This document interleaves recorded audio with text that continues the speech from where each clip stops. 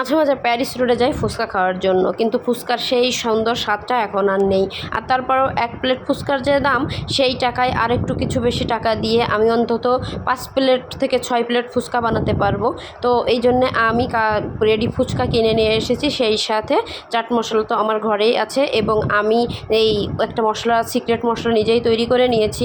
আলুটা ম্যাশ করে নিয়েছি, তারপরে বেশি করে মরিচ দিয়ে, কাঁচা পেঁয়াজ কুচি, ধনিয়া পাতা দিয়ে, চাট মশলা এবং আমার হাতে বানানো মশলা দিয়ে সুন্দর করে আমি আলু পুরটা রেডি করে নিয়েছি। আর এটাতে যত মশলা দিয়ে মাখা যায় সেটা অন্যরকম স্বাদ লাগে। এরপরে আমার টক জলটা তৈরি করে নিলাম, সব রকম মশলা, লেবুর রস, ধনিয়া পাতা, কাঁচামরিচ কষি দিয়ে একটু সুন্দর করে ঝাল ঝাল একটা টক তৈরি করে নিলাম। এই টকের মজাই তো আলাদা।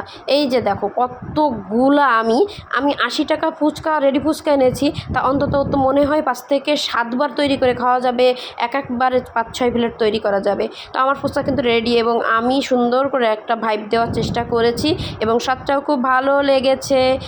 আর আসলে অভাবের ভিতরে দিন থাকলে তখন মানুষ হিসাবই হয়ে যায়।